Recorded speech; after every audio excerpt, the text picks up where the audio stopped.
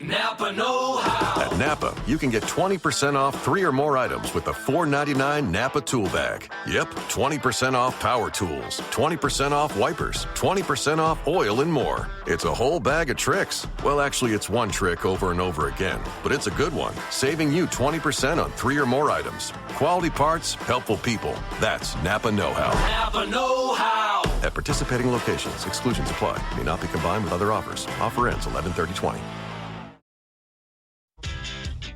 Right now at Kohl's, shop Black Friday deals that are too great to wait.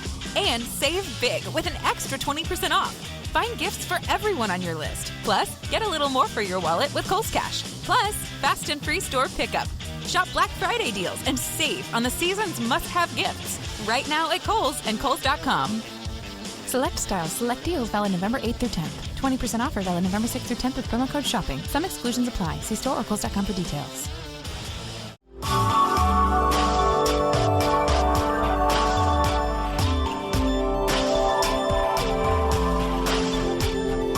Welcome to the Beverly Hills Plastic Surgery Podcast. I'm Dr. Jay Calvert, and I am on today by Zoom with Dr. Millicent Ravello, who is in Beverly Hills.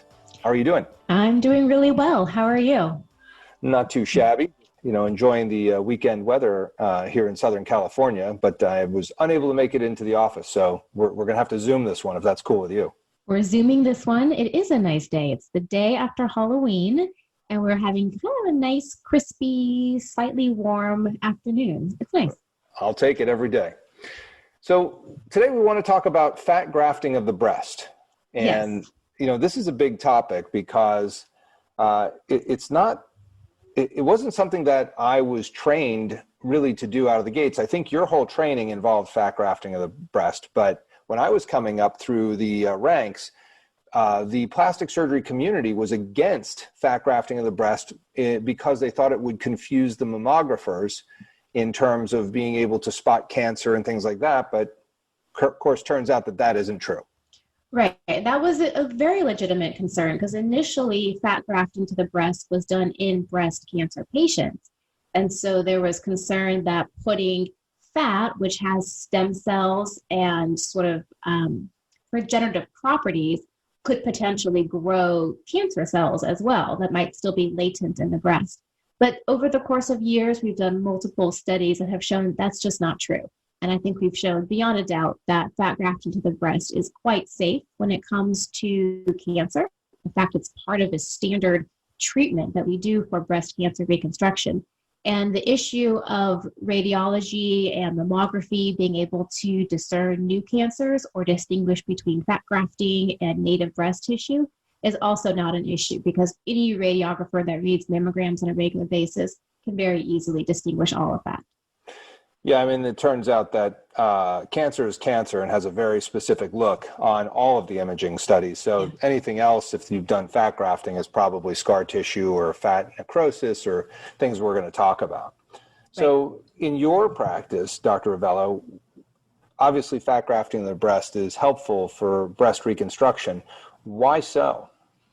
In breast reconstruction, I use it for 2 reasons. So one of the main reasons is to hide contour deformities or irregularities in an implant reconstruction. So this is a patient that's had a mastectomy, has gone on to have implant reconstruction, and due to the nature of mastectomies, which tend to take a lot of tissue and fat, you can have these divots or contour deformities around the implant where there's just very thin skin or tissue layers, and you can sort of see the implant underneath, or there's some visible rippling of the implant. And so fat is really good in those small areas to provide contour and camouflage. I also will use fat grafting in patients that have had radiation to the breast and have also gone on to have an implant reconstruction, because in those patients, the fat actually brings in healthy, viable stem cells that provide this regenerative capacity to the breast. And we can see it. We can see it under the microscope.